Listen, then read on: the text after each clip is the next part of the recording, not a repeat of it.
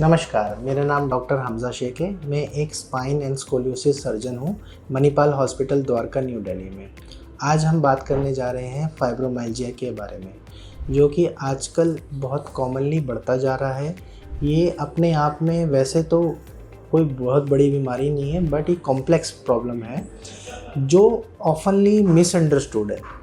Mostly जो ये patient present करते हैं, हमारे पास आते हैं, वो लेके आते हैं कि जी हमें सर्वाइकल प्रॉब्लम है। असल में ये comes under a complex of fibromyalgia. अब बेसिकली फाइब्रोमाइल्जिया क्या है, ये कैरेक्टराइज्ड कैसे होता है? फाइब्रोमाइल्जिया में पेशेंट नॉर्मली ये सिम्टम्स बताता है कि मुझे पेन रहता है जनरलाइज कंधे के आसपास, यहाँ पे कई केसेस में नीचे लोअर बैक में भी। और जो ये पेन है टिपिकली जो एग्रीवेट होता है वो उन लोगों को होता है जब भी वो स्ट्रेस में हैं या ज़्यादा सोच रहे हैं, ये किसी भी स्ट्रेस। जैसे मैं एक एग्जांपल दे के समझाता हूँ। जो लोग ज़्यादा ही कंप्यूटर पे काम करें और उनको टारगेट है कि मुझे ये काम ख़त्म करना है, तो वो स्ट्रेस के अंडर प्रेशर में उनको इस जगह पे नॉर्मली दर्द होने लगता है। या फिर कोई एक स्टूडेंट है जो 11वीं 12वीं पे कितना प्रेशर होता है एग्ज़ाम, बोर्ड एग्ज़ाम के, या फिर यूपीएससी का ही ले लीजिए, जैसे एग्ज़ाम आ रहे हैं, तब वो एग्ज़ाम के प्रेशर में वो जब पढ़ने लगता है तब उनका यहाँ दर्द बढ़ने लगता है। और इसका टिपिकल अगर बंदा रियलाइज़ करे कि जब वो स्ट्रेस फैक्टर अंदर से ख़त्म हो रहा है, यानी जब वो फ्रेंड्स के साथ हैंग आउट कर रहे हैं, ऐसे घूम रहे हैं फिर रहे हैं, तब इनका पेन कम हो जाएगा। तो ये टिपिकल एग्जांपल है कि ये फाइब्रोमाइल्जिया के अंडर आता है। बट इसके साथ साथ इसमें सिर्फ पेन के अलावा पेशेंट को कई बार हेडेक भी लगता है, इसमें स्लीप डिसऑर्डर भी हो जाते हैं, क्योंकि underlying problem is not just a pen.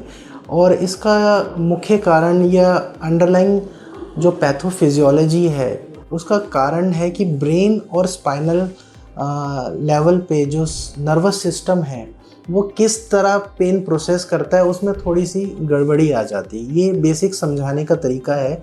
Basically brain जो है पेन सिग्नल जो ब्रेन के पास पहुंचते हैं वो एम्पलीफाई हो जाते हैं।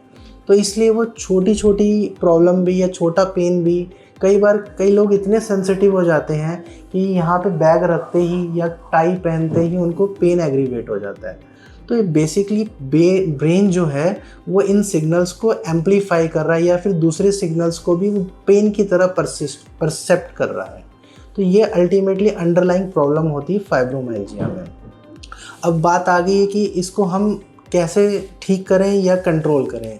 सबसे पहले इसमें है कि सेल्फ रियलाइजेशन बहुत इम्पॉर्टेंट है। क्यों?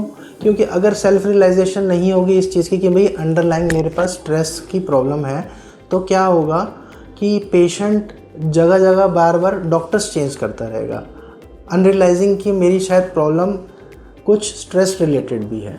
तो इसके अंदर हमें क्या करना होगा कि हमें 2-3 चीज़ों का ध्यान रखना है। एक, सबसे पहले कि मेडिटेशन करें, इस चीज़ को रियलाइज़ करते हुए, और एक्सरसाइज और बढ़ाएं। इसमें aerobic based exercise, general walking, jogging, ये बहुत हेल्प करती है। और साथ में आजकल जैसे हमारी सेडेंट्री लाइफस्टाइल हो रही है या फिर वर्क प्रेशर मोस्टली सेडेंट्री है, इसमें बैठ के ही कंप्यूटर पे काम करना है, तो उसके लिए प्रॉपर पोस्चर, प्रॉपर हमारा चेयर रहे ताकि हम ढंग से काम करें, ज़्यादा लोड ना आए।